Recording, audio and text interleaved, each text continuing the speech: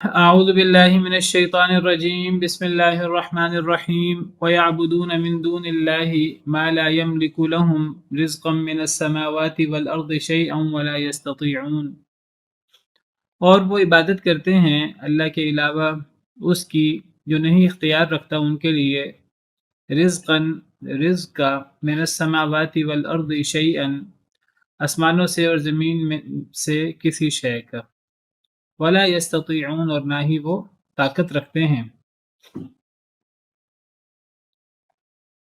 یعنی مشرکین اللہ کو چھوڑ کر اس کی عبادت کرتے ہیں جو نہ ان کے لیے آسمان و زمین میں سے رزق کا کچھ بھی اختیار رکھتے ہیں اور نہ ہی وہ طاقت رکھتے ہیں۔ ان کے پاس یہ اختیار اور یہ طاقت نہیں ہے۔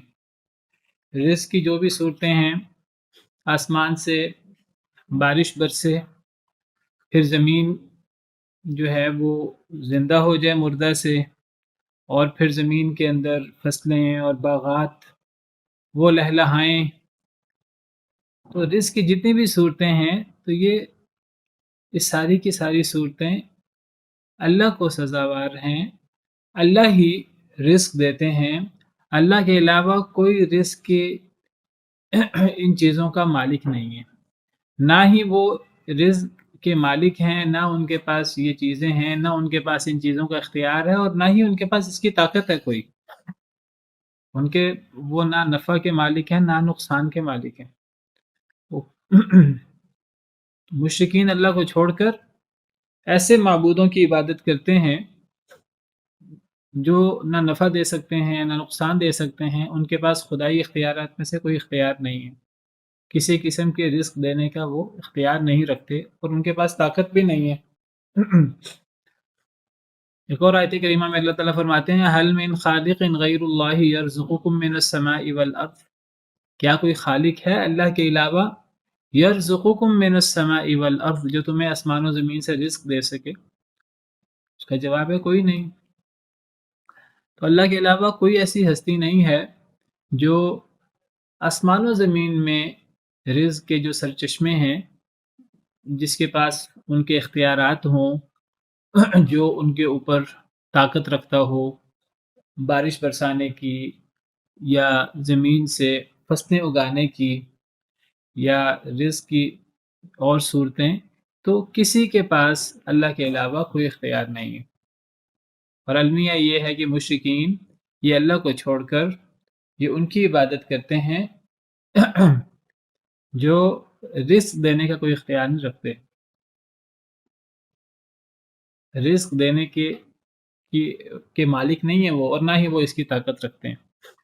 باقی دعوے مشرک جو مرضی کرتے رہیں، مشرک اپنے شریکوں کو، اپنے معبودوں کو جو مرضی کہتے رہیں، وہ کہتے رہیں کہ ان کے پاس کہ وہ نفع نقصان کے مالک ہیں، ان کے کہنے سے کیا ہو جاتا ہے؟ وہ کہتے رہیں کہ وہ جو ان کی بات مانے وہ اس کو نفع دیتے ہیں، جو ان کی بات نہ مانے وہ اسے نقصان دیتے ہیں، اسے بیمار کر دیتے ہیں، اسے تکلیفوں میں مبتلا کر دیتے ہیں۔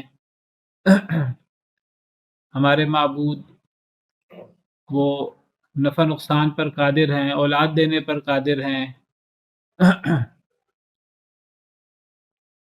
جو مرضی وہ صفات بیان کر لیں اپنے معبودوں کی، تو جھوٹی صفات ہیں جو وہ بیان کرتے ہیں۔ آج بھی جن لوگوں نے اللہ کے علاوہ اوروں سے امیدیں لگا رکھی ہیں، تو کوئی کسی کو حاجت روا مشکل کشا قرار دے رہا ہے، کوئی کسی کو داتا قرار دے رہا ہے، اللہ کے علاوہ اوروں کو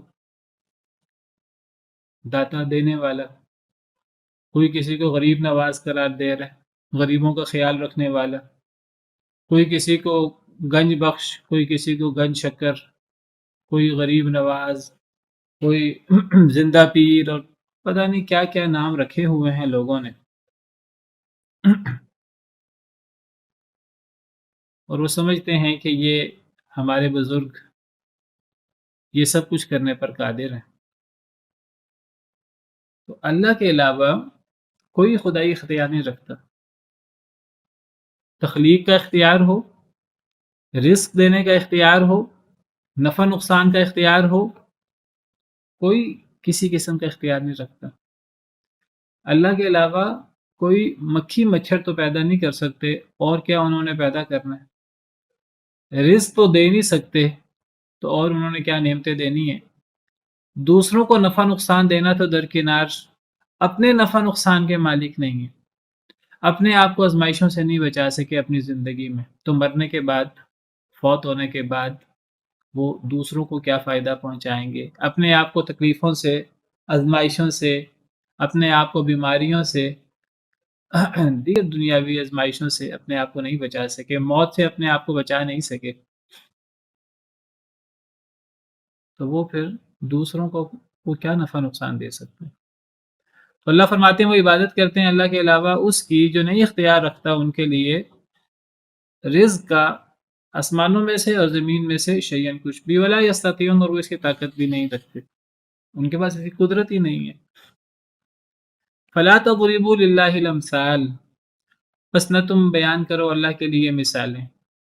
جب ضرب یضربو کے ساتھ امثال مثل کا لفظ آئے تو پھر ضرب بیان کرنے کے معنی میں ہوتا ہے، جب ضرب کے ساتھ ارض زمین کا لفظ آ جائے تو پھر اس سے مراد چلنا، سفر کرنا مراد ہوتا ہے، اور اگر یہ زمین یا مثال کا لفظ نہ آئے تب پھر ضرب کا مطلب مارنا ہوتا ہے، تو یہاں بیان کرنے کا معنی ہوگا کیونکہ بعد میں امثال ہے۔ بس نہ تم بیان کرو اللہ کے لیے مثالیں، ان اللہ یعلم وانتم لا تعلمون، بے شک اللہ تعالیٰ جانتا ہے اور تم نہیں جانتے۔ اللہ کے لیے مثالیں بیان نہ کرو۔ اللہ کے لیے مثالیں کیسے بیان کی جا سکتی ہیں؟ مثال تو اس ہستی کے لیے بیان کی جائے کہ جس ہستی کو، جس شخصیت کو ہم جانتے ہوں پورے طریقے سے، جس کے بارے میں ہم پوری معلومات رکھتے ہوں۔ اللہ کے بارے میں ہم پوری معلومات ہی نہیں رکھتے، اللہ کے بارے میں ہم پورا ادراک نہیں کر سکتے، صرف اتنا ہمیں علم ہے اللہ کے بارے میں جتنا اللہ نے بتایا ہے۔ لا تدرکہ الابصار، اللہ کو آنکھیں نہیں پا سکتی، وہو یدرک الابصار، اللہ آنکھوں کو پا لیتے ہیں، وہو اللطیف الخبیر، وہ بہت باریک بین ہے، بہت خبردار ہے۔ اللہ کی عظمت اور اللہ کی بڑائی، ہم اللہ نے اپنی عظمت اور اپنی بڑائی بیان کی ہے، لیکن ہم تو اتنے ناقص ہیں، ہم تو اس عظمت اور اس بڑائی کو پوری طرح اپنے ذہن میں، اپنے تصور میں بھی نہیں لا سکتے۔ اللہ کتنے عظیم ہیں اور اللہ کتنے بڑے ہیں، جب اللہ کی عظمت اور اللہ کی بڑائی تو چھوڑیں، جب ہم اللہ کی مخلوق جو اللہ کی مخلوق جو اللہ نے اتنی بڑی بنائی ہے، جب ہم اللہ کی مخلوق کی عظمت اور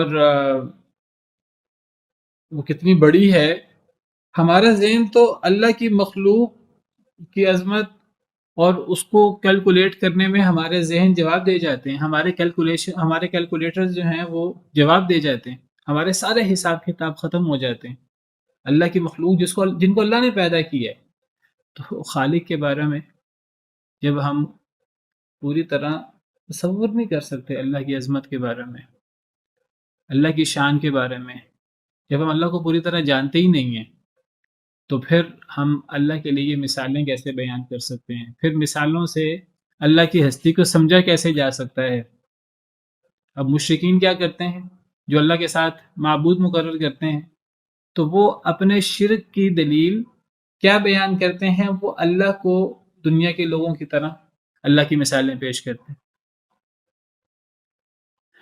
جب ان سے پوچھا جائے کہ آپ یہ غیر اللہ کو نظر و نیاز کیوں دیتے ہیں، آپ یہ قبروں پہ جا کے مجاورت کیوں کرتے ہیں، آپ یہ بت کیوں بنا لیتے ہیں غیر اللہ کے، آپ ان کے لیے ذبح کیوں کرتے ہیں، کبھی وہ کہتے ہیں کہ یہ حاجت روا ہیں، مشکل کشا ہیں، یہ بھی نفع نقصان دے سکتے ہیں، کبھی وہ کہتے ہیں کہ یہ خود تو نفع نقصان نہیں دے سکتے، لیکن یہ ہمارے اور اللہ کے درمیان رابطے کا ایک ذریعہ ہے، اللہ ڈائریکٹ ہماری نہیں سنتا، اللہ ان کے ذریعے ہماری سنتا ہے۔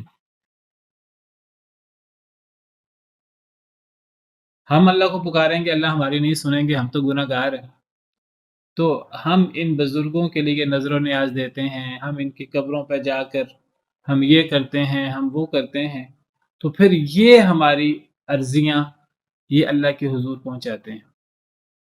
ما نعبدهم الا ليقربونا الى الله زلفى، ہم تو ان کی عبادت نہیں کرتے مگر اسی لیے کہ یہ ہمیں اللہ کے قریب کر دیں.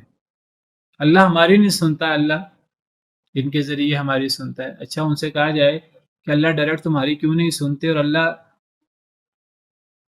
ان کے ذریعے تمہاری کیوں سنتا ہے؟ وہ کہتے دیکھیں دنیا میں جو بڑے لوگ ہیں، بادشاہ ہے، صدر ہے، وزیر اعظم ہے، وزیر مشیر ہیں، تو وہ غریبوں کی، عام لوگوں کی ڈائریکٹ نہیں سنتے، تو ہمیں درمیان میں سفارشی تلاش کرنے پڑتے ہیں، ہمیں درمیان میں واسطے تلاش کرنے پڑتے ہیں.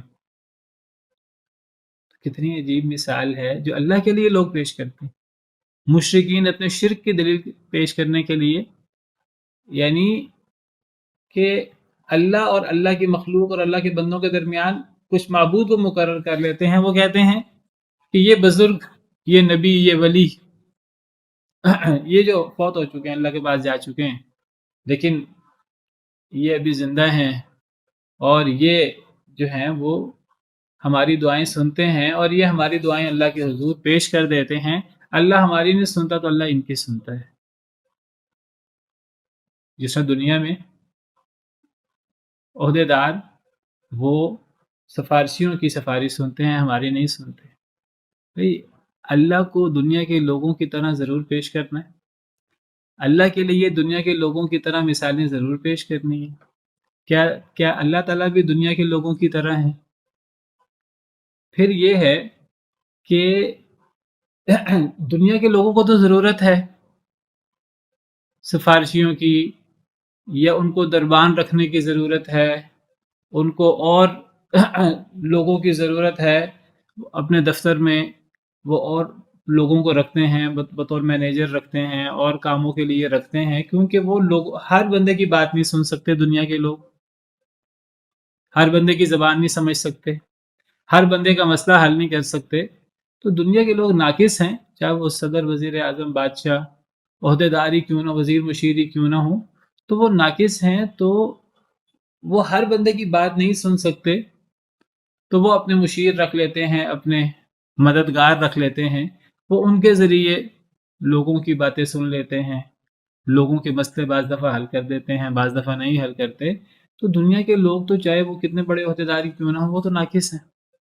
کیا اللہ بھی، اللہ معاف کرے، اللہ معاف کرے، دنیا کے لوگوں کی طرح ناقص ہیں؟ اللہ تو بیک وقت ہر ایک کی سن لیتے ہیں. اللہ تو سننے اور دیکھنے کے اعتبار سے اللہ ہر ایک کے ساتھ ہیں. اللہ تو شارق سے بھی زیادہ نزدیک ہے. جب اللہ شارق سے زیادہ نزدیک ہیں تو پھر اللہ کو سنانے کے لیے بھی ہمیں واسطے اور وسیلے تلاش کرنے پڑیں گے. اللہ تو قرآن میں فرماتے ہیں وقال ربکم ادعونی استجب لکم، تمہارے رب نے کہا مجھے پکارو، میں تمہاری پکار قبول کروں گا. اللہ نے تو نہیں فرمایا کہ مجھے پکارنے کے لیے درمیان میں واسطے تلاش کرو. اللہ نے تو نہیں فرمایا کہ مجھ تک اپنی عرضیاں نبیوں کے ذریعے، ولیوں کے ذریعے، فلاں میں نے مینیجر مقرر کیے ہوئے ہیں ان کے ذریعے اپنی درخواستیں اللہ کو پیش کرو. اللہ تو نہیں یہ بات فرماتے، بلکہ وَإِذَا سَأَلَكَ عِبَادِي عَنِّي فَإِنِّي قَرِيب، اے میرے نبی صلی اللہ علیہ وسلم، اگر میرے بندے میرے بارے میں آپ سے سوال کریں، کیا سوال کریں؟ یعنی ہم اللہ سے دعائیں کیسے کریں؟ اگر لوگ یہ سوال کریں، اللہ اس کا جواب قرآن میں دیتے ہیں کہ اے پیارے حبیب صلی اللہ علیہ وسلم، اگر میرے بارے میں میرے بندے آپ سے سوال کریں کہ اللہ کو پکارنا ہو تو کیا اللہ کو ڈائریکٹ پکارا جائے، کہ اللہ کو واسطوں کے ساتھ پکارا جائے، اللہ کو نبیوں کے ذریعے، اللہ کو ولیوں کے ذریعے، درمیان میں واسطوں کے ذریعے اللہ کو پکارا جائے؟ تو اللہ فرماتے ہیں اگر میرے بارے میں میرے بندے آپ سے سوال کریں اے اللہ کے رسول، تو آپ کیا جواب دیں؟ آپ یہ نہ کہیں کہ اللہ کو پکارنے کے لیے فلاں واسطے کی ضرورت ہے، فلاں نبی کی ضرورت ہے، فلاں ولی کی ضرورت ہے. آپ جواب دیں فإنی قریب، میں قریب ہوں. اجیب دعوت الداعی اذا دعان، میں پکارنے والے کی پکار کو سنتا ہوں، وہ مجھے جب بھی پکارے. بس دعا کے آداب پورے ہونے چاہیے. تو اللہ پکارنے والے کی پکار کو سنتے ہیں. وہ نیک ہے تب بھی سن لیتے ہیں، وہ گناہ گار ہے پھر بھی اللہ سن لیتے ہیں. تو اللہ کو واسطوں کی وسیلوں کی ضرورت نہیں ہے. ایک تو اللہ کے لیے ہم دنیا کے لوگوں کی دنیا کے عہدیداروں کی مثال پیش نہیں کر سکتے کیونکہ ہم اللہ کے بارے میں پوری طرح جانتے ہی نہیں ہیں. تو اللہ کو ہم لوگوں کی طرح کیسے سمجھ کر ہم اللہ کے لیے مثالیں پیش کریں. دوسری بات ہے کہ یہ جن وزیروں مشیروں کی ہم بات کرتے ہیں وہ تو ناقص ہیں. تو کیا اللہ بھی انہی کی طرح اللہ معاف کرے؟ اللہ کو بھی ضرورت ہے کہ اللہ لوگوں سے مدد لے کر اللہ لوگوں کی حاجتیں سنے. اللہ تو سب کچھ سن سکتے ہیں، ہر ایک کی زبان جانتے ہیں، اونچی آواز بھی سنتے ہیں، آہستہ آواز بھی سنتے ہیں، سرگوشی میں بھی آواز سنتے ہیں، بلکہ اللہ تعالیٰ تو علیم بذات الصدور ہے. اللہ تو ہماری اپنے علم اور صفات کے اعتبار سے اللہ تعالیٰ ہم سب کے ساتھ ہیں. اللہ تو ہماری شہرت سے بھی زیادہ نزدیک ہے. تو فرمایا فلا تضربوا للہ الامثال، بس نہ تم بیان کرو اللہ کے لیے مثالیں. ان اللہ یعلم وانتم لا تعلمون، اللہ جانتا ہے تم نہیں جانتے. ضرب الله مثلا عبدا مملوكا لا يقدر على شيء ومن رزقناه منا رزقا حسنا فهو ينفق منه سرا وجهرا. یہاں بھی ضربہ کے بعد مثل کا لفظ ہے تو ہم اس کا مطلب بیان کرنا کریں گے. بیان کی اللہ تعالیٰ نے مثال عبدا مملوکا، ایک غلام کی جو مملوک ہے، کسی کا غلام ہے، وہ مالک جو اختیار رکھنے والا ہے، جو آزاد ہے، جو آقا ہے، اور مملوک جس کے اوپر اختیار استعمال کیا جاتا ہے، جو غلام ہے. بیان کی اللہ نے مثال ایک عبد کی جو مملوک ہے، غلام ہے، لا يقدر على شيء، کسی شے پر قدرت نہیں رکھتا. ومن رزقناه منا رزقا حسنا، ایک تو یہ شخص ہے، اور دوسرا شخص کون ہے؟ دوسرا شخص وہ ہے اور اس کی جسے رزق دیا ہو ہم نے، منا اپنے پاس سے، رزقا حسنا، اچھا رزق. فهو ينفق منه سرا وجهرا، بس وہ خرچ کرتا ہے اس سے سرا وجهرا، پوشیدہ بھی اور علانیہ بھی. تو اللہ نے دو لوگوں کی مثال پیش کی ہے. ایک مثال غلام کی ہے، ایک مثال آزاد کی ہے، ایک مالدار شخص کی ہے. ایسا غلام ہے کہ وہ ایک تو غلام بھی ہے، کچھ کرنے کے قابل بھی نہیں ہے، اور کسی کام کا نہیں ہے وہ. اور دوسرا شخص وہ ہے جو آزاد بھی ہے، جو مالدار بھی ہے، اور وہ لوگوں کی مدد بھی کرتا ہے، لوگوں کے لیے نفع بخش بھی ہے، لوگوں کو پوشیدہ بھی اپنا مال دیتا ہے، اور لوگوں کو علانیہ بھی مال دیتا ہے، لوگوں کی بہت مدد کرتا ہے. وہ لوگوں کے لیے بڑا نفع بخش ہے، ہزاروں لوگ اس سے فائدہ اٹھاتے ہیں. ایک غلام جو کسی کام کا نہیں ہے، اور ایک آزاد شخص جو مالدار ہے اور لوگ اس کے مال سے بہت فائدہ اٹھاتے ہیں. تو کیا یہ دونوں انسان، یہ دونوں غلام اور آزاد برابر ہو سکتے ہیں؟ کبھی برابر نہیں ہو سکتے. اب یہ دو انسان ہیں، دونوں انسان ہونے کے اعتبار سے دونوں اللہ کی مخلوق ہیں. دونوں خود بخود پیدا نہیں ہوئے. غلام وہ تو مجبور ہے ہی، آزاد جو ہے وہ بھی مجبور ہے اللہ کے سامنے، چاہے وہ بہت سارے لوگوں کو فائدہ دے رہے. اس کے ہاتھ سے اللہ تعالیٰ بہت سارے لوگوں کو، اللہ نے اس کو سبب بنایا ہے کہ بہت سارے لوگوں کی وہ مدد کرتا ہے. لیکن اس کے باوجود ہے وہ بھی اللہ کی مخلوق، اور یہ غلام بھی اللہ کی مخلوق ہے جو کسی کام کا نہیں ہے. تو دونوں اللہ کی مخلوق ہونے کے باوجود دونوں برابر نہیں ہیں. ایک نکمہ نکارہ ہے اور دوسرا بہت کارآمد ہے، بہت نفع بخش ہے. جب اللہ کی مخلوق میں دو انسان ایک جیسی، یہ جو دو انسان اللہ نے مثال پیش کی، یہ ایک جیسے نہیں ہیں، تو خالق اور مخلوق ایک جیسے کیسے ہو جائیں گے؟ کتنی بڑی بے وقوفی ہے کہ کوئی شخص اللہ کو، جو خالق کائنات ہے، جو رزق دینے والا ہے، جو ہر قسم کا انعام کرنے والا ہے، جو نفع نقصان دینے پر قادر ہے، جو کن کہہ کر جو وہ کہتا ہے وہ چیز ہو جاتی ہے، تو وہ اللہ وہ مخلوق کی طرح کیسے ہو سکتا ہے؟ یا ناقص مخلوق مخلوق کتنی ہی عظیم کیوں نہ ہو جائے، کتنی ہی شان والی کیوں نہ ہو جائے، مخلوق تو مخلوق ہے۔ ایک وقت تھا کہ وہ نہیں تھی، ایک وقت تھا کہ وہ پیدا ہوئی، کمزور تھی، ناقص تھی، اس کے اندر اب جتنی بھی اچھی صفات ہیں مخلوق کے اندر، مخلوق مخلوق ہے۔ ایک وقت آنا ہے اس نے دوبارہ کمزور ہونا ہے، ایک وقت آنا ہے اس نے پھر فوت بھی ہو جانا ہے۔ تو مخلوق خالق کے برابر کیسے ہو سکتا ہے؟ جب دو انسان، ایک غلام اور ایک آزاد نفع بخش، اور ایک غلام نکمہ نکارہ، یہ دونوں برابر نہیں ہو سکتے، ہیں دونوں انسان۔ جب دو انسان برابر نہیں ہیں تو ایک مخلوق اور خالق کیسے برابر ہو سکتے ہیں؟ کتنی مت ماری جاتی ہے ان لوگوں کی جو اللہ کا شریک بنا دیتے ہیں غیر اللہ کو، ان کی ذات میں غلوب کر کے، مخلوق کی ذات میں غلوب کر کے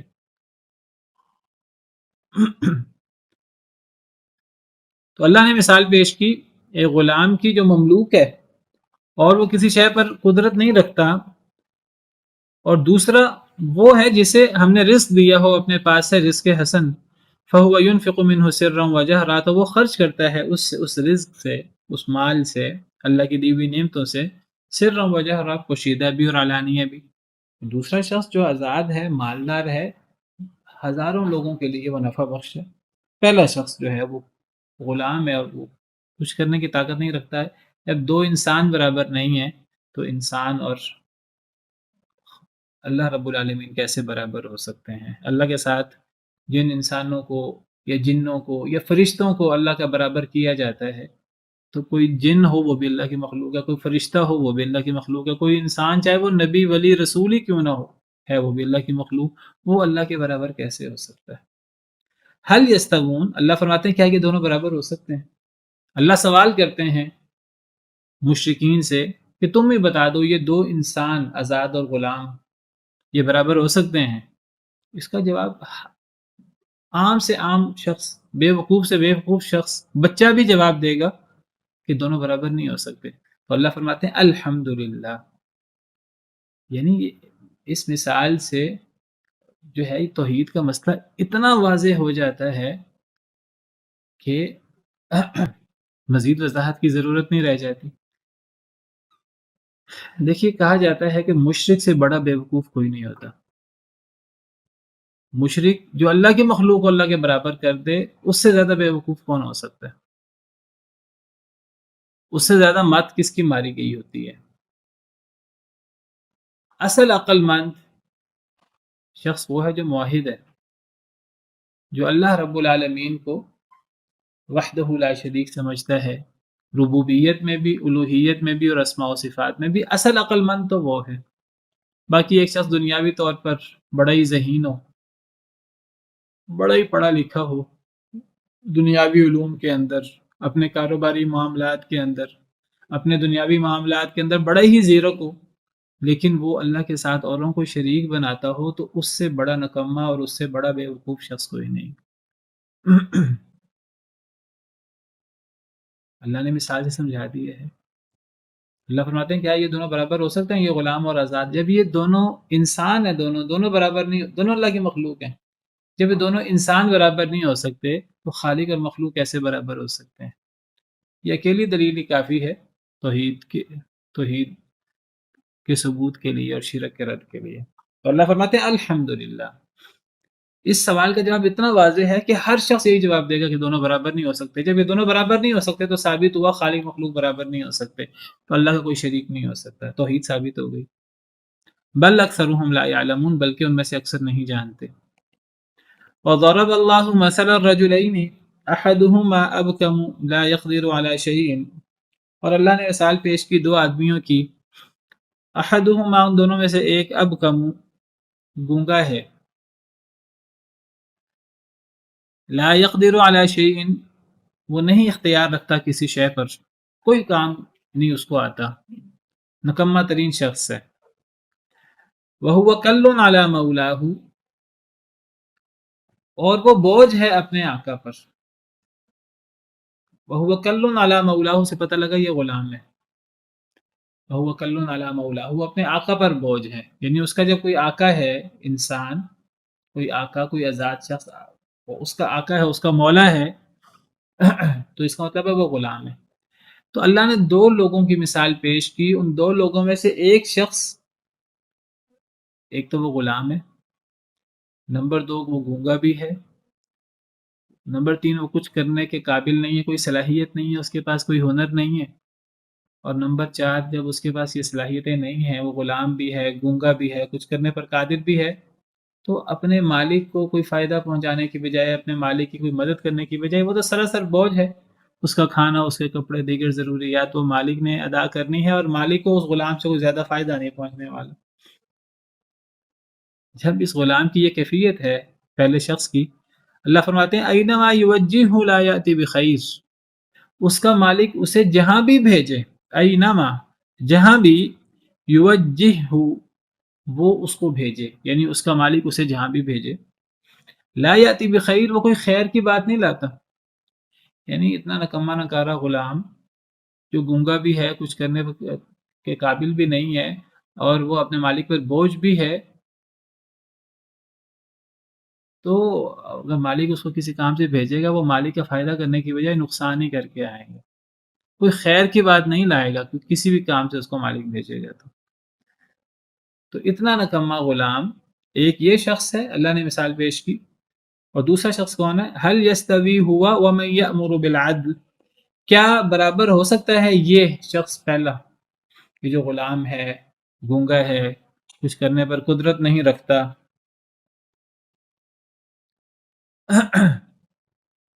اور اپنے مالک پر بوجھ بھی ہے، اور اس کو کہیں بھیج دیا جائے غلطی سے، نقصان ہی کر کے آئے گا، فائدہ نہیں کر کے آئے گا، تو اللہ تعالیٰ فرماتے ہیں کہ کیا یہ شخص برابر ہو سکتا ہے اس شخص کے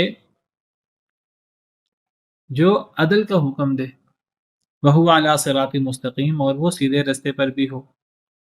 دوسرا شخص ہے جو غلام نہیں ہے، آزاد ہے، گونگا نہیں ہے، اچھا بولنے والا ہے، کچھ کرنے پر قدرت نہیں رکھتا، وہ بہت سارے کام کر سکتا ہے، پہلا تو کچھ کرنے پر قدرت نہیں رکھتا تھا، یہ بہت سارے کام کر سکتا ہے، یہ کسی کا غلام بھی نہیں ہے، کسی پر بوجھ بھی نہیں ہے، اور اسے کہیں بھیجا جائے دوسرے آدمی کو تو یہ کوئی نہ کوئی اچھا کام کر کے، کوئی نہ کوئی فائدہ کر کے آتا ہے، اور یہ نہ صرف خود انصاف کرتا ہے، دوسروں کو بھی انصاف کا حکم دیتا ہے، نہ صرف خود نیک ہے، نہ صرف خود اچھا کام کرتا ہے، دوسروں کو بھی اچھائی کا حکم دیتا ہے۔ ایک شخص ہے جو صرف خود نیک ہوتا ہے، یہ اس سے بڑھ کر وَمَن يَأْمُرُ بِالْعَدْلِ، یہ حکم دیتا ہے باقاعدہ عدل کا، خود بھی عادل ہے، عدل کرنے والا، دوسروں کو بھی عدل کی بات کرتا ہے، وَهُوَ عَلَى صِرَاطٍ مستقیم، اور وہ سیدھے راستے پر ہے، یہ دوسرا شخص ہے۔ اب انسانوں میں سے دو لوگ، ایک بہت فائدہ مند ہے دوسرے انسانوں کے لیے، اور ایک غلام ہے، بوجھ ہے، کوئی خیر کی بات نہیں اس سے ہوتی، تو یہ دو انسان برابر نہیں ہو سکتے۔ اللہ سوال کرتے ہیں کہ یہ دونوں برابر ہو سکتے ہیں؟ اس کا جواب ہے دونوں برابر نہیں ہو سکتے۔ جب یہ دونوں برابر نہیں ہو سکتے تو پھر خالق مخلوق کیسے برابر ہو سکتے ہیں؟ یہ دونوں آیات اصل میں شرک کے رد پر ہیں، اور یہی دو آیات، یہی دو مثالیں یہ ہم نے کل کے لیکچر میں یا پرسوں کے لیکچر میں آیت نمبر 71 میں بھی ہم نے مثال پڑھی تھی کہ اللہ نے بعض کو بعض پر رزق میں فضیلت دی ہے، آزاد شخص ہے اس کے پاس رزق زیادہ ہوتا ہے، غلام ہے اس کے پاس رزق نہیں ہوتا، تو اللہ فرماتے ہیں کہ جو آزاد شخص ہے، جس کے پاس مال ہے، وہ کتنا ہی نیک کیوں نہ ہو، اپنے غلام کے ساتھ کتنا ہی حسن سلوک کرنے والا کیوں نہ ہو، کبھی ایسا نہیں وہ کرے گا کہ غلام کو آزاد بھی کر دے، اور غلام کو آزاد کر کے اپنا جو اس کے پاس اللہ نے اس کو اتنا مال دیا ہے لاکھوں کروڑوں، وہ اپنا آدھا مال بھی اسے دے کر اسے اپنے برابر کر دے، ایسا کبھی نہیں ہوتا۔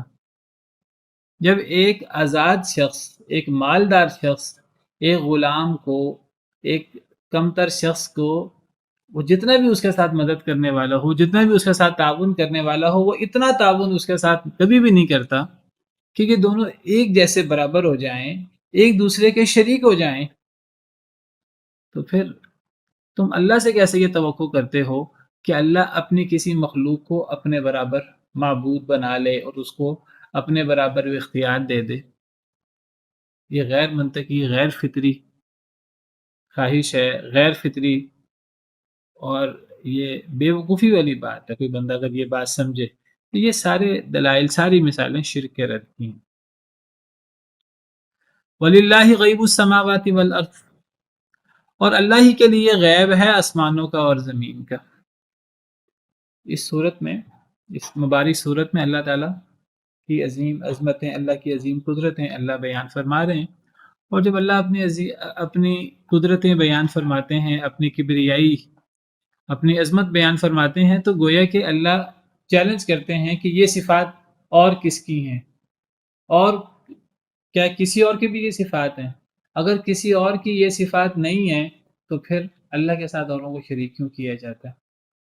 جی، تو اللہ تعالیٰ اپنی عظمت، اپنی شان بیان کرتے ہوئے اللہ فرماتے ہیں وَلِلَّهِ غَيْبُ السَّمَاوَاتِ وَالْأَرْضِ، اور اللہ کے لیے تو غیب ہے آسمانوں کا اور زمین کا۔ یعنی اللہ کی شان، اللہ کی قدرت، اللہ کی عظمت تو یہ ہے کہ اللہ صرف سامنے کی چیزیں نہیں جانتے، اللہ تو غیبی امور سے بھی واقف ہیں، چاہے وہ زمین کے غیب ہوں، چاہے وہ آسمانوں کے غیب ہوں۔ دیکھیے، ہم انسان ہیں، ہم ہر چیز کو اپنے انداز سے ہم دیکھتے ہیں۔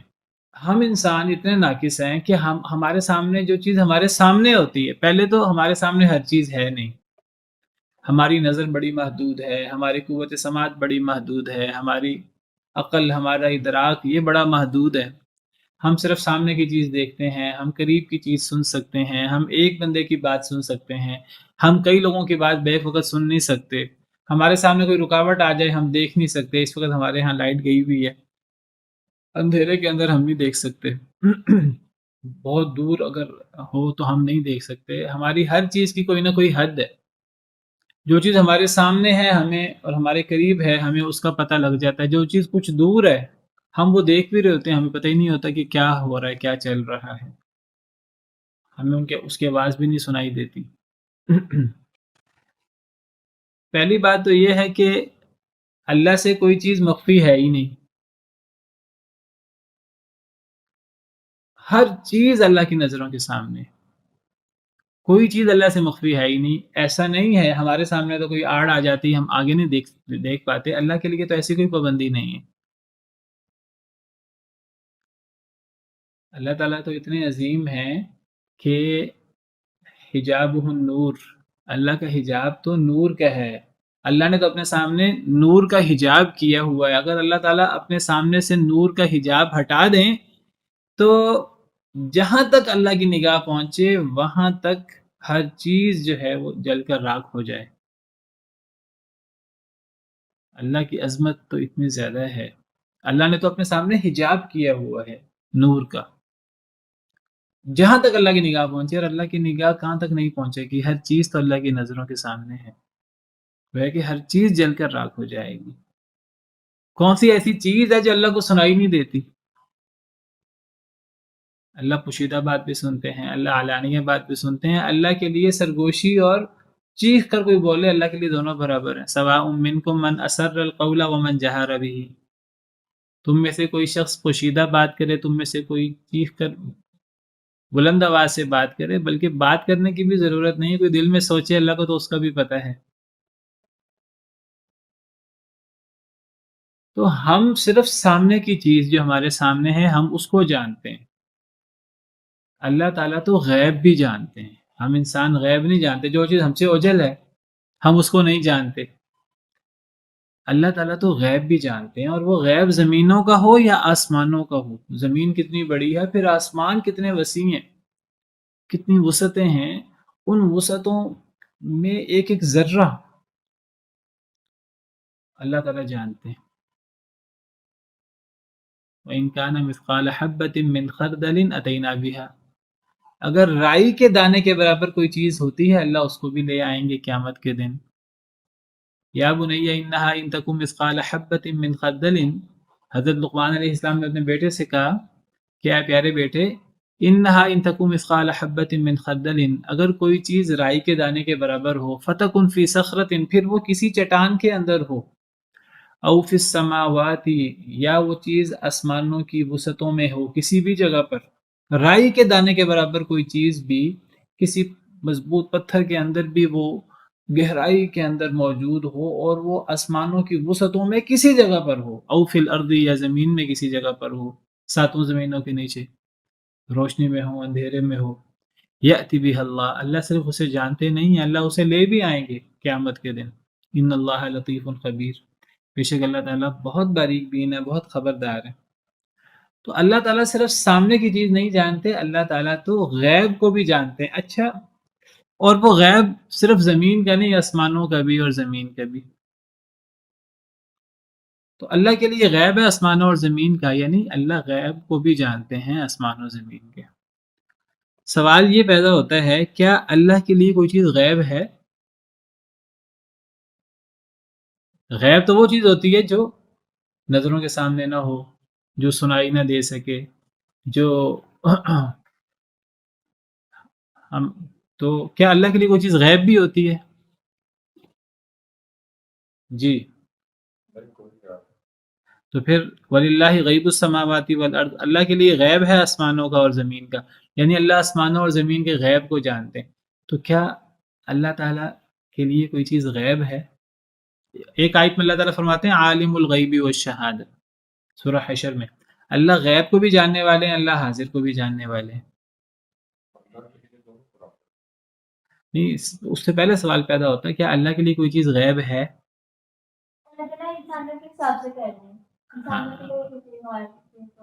ہاں شاباش، بالکل ٹھیک۔ یعنی یہ جو اللہ تعالیٰ فرما رہے ہیں کہ اللہ کے لیے، اللہ کے پاس آسمانوں کے بھی غیب کا علم ہے، زمینوں کے بھی غیب کا علم ہے، اللہ کے لیے تو کوئی چیز غیب ہے ہی نہیں۔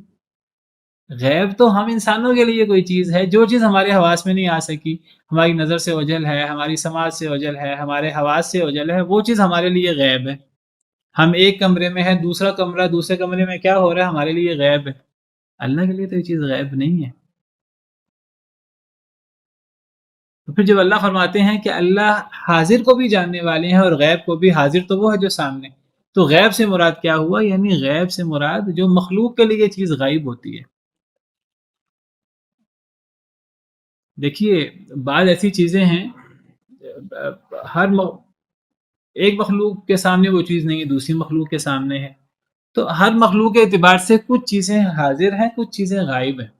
کچھ ایسی جگہ بھی ہو سکتی ہیں جہاں کوئی مخلوق نہ ہو، ہر مخلوق کے لیے ہی وہ غائب ہو، لیکن اللہ کے لیے تو کوئی ایسی جگہ نہیں ہے جس کو اللہ نہ دیکھ رہے ہوں، جس کے بارے میں اللہ جانتے نہ ہوں۔ بھائی جب کوئی ایسی جگہ ہے ہی نہیں جسے اللہ نے پیدا نہ کیا ہو، جو اللہ کی مخلوق نہ ہو، تو جب اللہ نے ہر چیز کو پیدا کیا تو اللہ تو ہر چیز کو جانتے ہیں۔ اللہ یعلم من خلق، جس نے پیدا کیا وہ نہیں جانے گا تو کون جانے گا؟ تو اللہ کے لیے کوئی چیز غیب ہے ہی نہیں۔ تو جب اللہ فرماتے ہیں اللہ عالم الغیب بھی ہیں، تو وہ ہمارے اعتبار سے، یعنی مخلوق کے لیے جو بھی چیز غیب ہے تو اللہ اس غیب کو بھی جاننے والے ہیں، اللہ کے اعتبار سے وہ چیز غیب ہے ہی نہیں۔ تو اس معنی میں اللہ فرماتے ہیں اللہ عالم الغیب ہیں، یا اللہ عالم الغیب و شہادہ ہیں، ورنہ اللہ کے اعتبار سے تو ہر چیز شہادہ ہی شہادہ ہے۔ تو اللہ کے لیے ہے غیب آسمانوں کا اور زمین کا، یعنی اللہ آسمانوں و زمین کے غیب کو جانتے ہیں، یعنی ہمارے اعتبار سے جو چیزیں غیب ہیں۔ وما امر الساعۃ الا کلمح البصر او هو اقرب، اور نہیں ہے قیامت کا معاملہ مگر مانند پلک جھپکنے کے، او هو اقرب، یا اس سے بھی زیادہ قریب۔ یعنی ہر چیز کے غیب کا علم، حاضر کا علم تو اللہ کے پاس ہے ہی ہے، ہمارے اعتبار سے، مخلوق کے اعتبار سے جو چیزیں غیب ہیں، بہت ساری چیزیں ہیں جو غیب ہیں مخلوق کے لیے، تو اللہ کے پاس تو اس کا بھی علم ہے۔ کوئی چیز اللہ کے لیے غیب ہے ہی نہیں، اللہ کے لیے حاضر اور غیب برابر ہے، اللہ ہر چیز کو جانتے ہیں۔ اور اللہ تو اتنے عظیم ہے، جس اللہ نے اس پوری کائنات کو پیدا کیا ہے تو اس پوری کائنات کو تباہ کر دینا، اس پوری کائنات میں قیامت برپا کر دینا، اللہ کے لیے کوئی مشکل نہیں۔ یہ نہیں ہے کہ اتنی بڑی کائنات ہے، اتنی بڑی کائنات جب اللہ نے بنائی ہے، اللہ نے 6 دنوں میں زمین و آسمان بنائے۔ 6 دنوں سے مراد کتنی لمبی مدت ہے اللہ کو پتہ ہے، وہ 6 دن ہیں ہمارے یا اللہ کے، وہ 6 دنوں سے مراد کوئی 6 زمانے، کوئی 6 بڑے لمبے ادوار مراد ہیں، اللہ کو پتہ ہے وہ 6 دنوں سے کیا مراد ہے۔ اللہ نے زمین و آسمان کو بنانے میں تو 6 دن لگائے، لیکن وہ 6 دن اس لیے نہیں لگائے کہ اللہ اسے پہلے بنا نہیں سکتے تھے. اللہ کی اپنی حکمتیں اپنی قدرتیں ہیں. اللہ چاہتے تو کن کہہ کر بنا دیتے. تو اب اللہ تعالیٰ قیامت بپا کرنے کے لیے ہر چیز کے نظام کو درہم برہم کرنے کے لیے اللہ کو کوئی لمبی چوڑی پلاننگ، کوئی لمبی چوڑی محنت اور کوئی لمبے چوڑے وقت کی ضرورت نہیں ہے. وما امر الساعۃ الا کلمح البصر، اور نہیں ہے قیامت کا معاملہ مگر پلک جھپکنے کی طرح. اب ہوا اقرب، نہیں اذان ہماری 9:15 لیٹ ہے. مگر پلک جھپکنے کی طرح ہے یا اس سے بھی زیادہ قریب ہے. یعنی قیامت بپا کرنا کوئی یہ نہ سمجھے کہ اللہ کے لیے مشکل ہے. جب قیامت اللہ نے بپا کرنی ہے، جس طرح ہمیں پلک جھپکنے میں وقت لگتا ہے، ہم ایک دفعہ پلک جھپکتے ہیں 1 سیکنڈ سے بھی کم وقت میں، تو اللہ تعالیٰ اس سے بھی پہلے اللہ تعالیٰ قیامت بپا کر سکتے ہیں. بہت لمبا چوڑا ٹائم نہیں لگے گا. اتنی بڑی کائنات ہے جی، اس کو تو تباہ ہوتے ہوتے بھی کئی گھنٹے یا کئی سال لگ جائیں گے، کئی مہینے کئی سال لگ جائیں گے. نہیں، پلک جھپکنے میں قیامت بپا ہو سکتی ہے. حدیث مبارکہ میں آتا ہے کہ ایک بندے نے کھانے کے لیے لقمہ اٹھایا ہوگا، منہ تک لقمہ نہیں پہنچے گا، قیامت بپا ہو جائے گی. ایک بندہ کھانا کھا رہا ہے تو ذرا غور کریں، کیا ایسا ہو سکتا ہے کہ قیامت بپا ہو چکی ہو، قیامت واقع ہو رہی ہو، چیزیں ٹوٹ پھوٹ رہی ہوں، آسمان پھٹ رہا ہو، پہاڑ ریزہ ریزہ ہو رہے ہوں، سیارے ستارے آپس میں ٹکرا رہے ہوں، ستارے بے نور ہو رہے ہوں، اور ایک انسان کھانا کھا رہا ہو؟ ایسا نہیں ہو سکتا.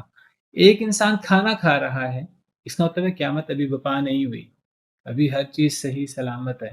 ایک انسان کھانا کھاتے کھاتے منہ کی طرف لقمہ اٹھائے گا، ابھی قیامت بپا نہیں ہوئی، بپا ہونا بھی نہیں شروع ہوئی.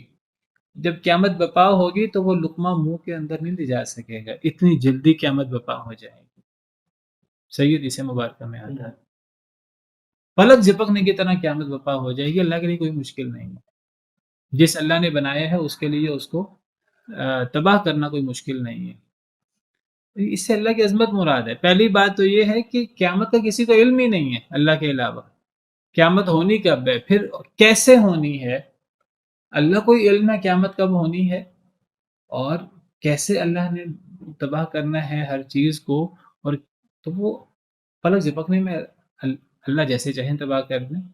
ہم تو اس کا تصور بھی نہیں کر سکتے کیسے ہوگا. تو اللہ کی عظمت اور اللہ کی قدرت یہ ہے. اور نہیں ہے قیامت کا معاملہ مگر مانند پلک جھپکنے کے، او هو اقرب، یا اس سے بھی زیادہ قریب. کیا مطلب ہے پلک جھپکنے کی طرح؟ نہیں ہے قیامت کا معاملہ مگر پلک جھپکنے کی طرح یا اس سے بھی زیادہ قریب. پلک جھپکنے کی طرح ہے یا اس سے زیادہ قریب ہے، ان دونوں میں سے صحیح بات کیا ہے؟ مثلا ہم فرض کر لیتے ہیں پلک جھپکنے میں آدھا سیکنڈ لگتا ہے یا 1 سیکنڈ لگتا ہے. اس سے زیادہ قریب فرض کر لیجئے وہ آدھا سیکنڈ ہے. اب صحیح بات کیا ہوئی کہ نہیں ہے قیامت کا مثلا پلک جھپکنے میں 1 سیکنڈ لگا، فرض کر لیں. اس سے زیادہ قریب، اس سے بھی کم وقت. اب وہ اقرب سے مراد اس سے زیادہ قریب یا اس سے بھی زیادہ قریب. اس سے بھی زیادہ قریب سے مراد اس سے بھی کم وقت، کیونکہ جب پلک جھپکنے کی بات ہو رہی گویا کہ کم وقت کی بات ہو رہی ہے. تو اس سے بھی زیادہ قریب سے مراد اس سے بھی کم وقت ہوا. فرض کرنے کے وہ چلیں آدھا سیکنڈ ہے، پلک جھپکنے سے بھی یا آدھا وقت ہے. تو اگر ہم فرض کر لیتے ہیں پلک جھپکنے میں 1 سیکنڈ لگتا ہے اور اس سے بھی زیادہ کم وقت سے مراد آدھا سیکنڈ ہے، کیا مراد ہے؟ یہ کیا جملہ ہے کہ کیا مراد ہے اس سے کہ نہیں ہے قیامت کا معاملہ مگر پلک جھپکنے کی طرح ہم نے فرض کیا وہ 1 سیکنڈ ہے، یا اس سے بھی زیادہ قریب ہم نے فرض کیا وہ آدھا سیکنڈ ہے. یعنی نہیں ہے قیامت کا معاملہ مگر 1 سیکنڈ یا آدھا سیکنڈ. اب 1 سیکنڈ والی بات زیادہ صحیح ہے کہ آدھے سیکنڈ والی بات زیادہ صحیح ہے؟ یہ کیا انداز ہے، کیا مراد ہے اس سے، کون بتائے گا؟ یا کا مطلب تو یا یہ. اب قیامت کا معاملہ 1 سیکنڈ ہے پلک جھپکنے کی طرح یا اس سے زیادہ قریب ہے، یہ پہلا ہے کہ دوسرا؟ یہ اللہ کی مرضی ہے.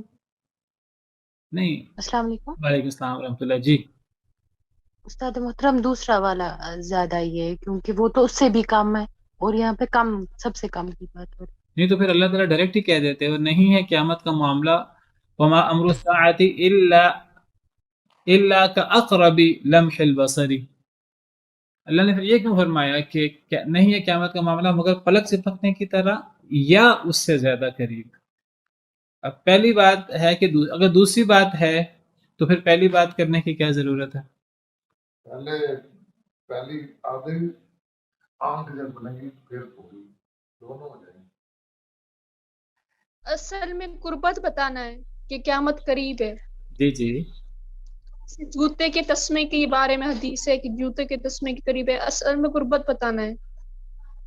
یعنی میرا سوال یہ ہے کہ دیکھیں اگر میں اندازے نے بات کرنی ہے نا مثلاً فلاں شہر یا فلاں ٹاؤن تو بڑا قریب ہے تو میں کہوں کہ وہ 1 کلومیٹر ہے یا آدھا اتنا قریب ہے کہ 1 کلومیٹر یا آدھا کلومیٹر.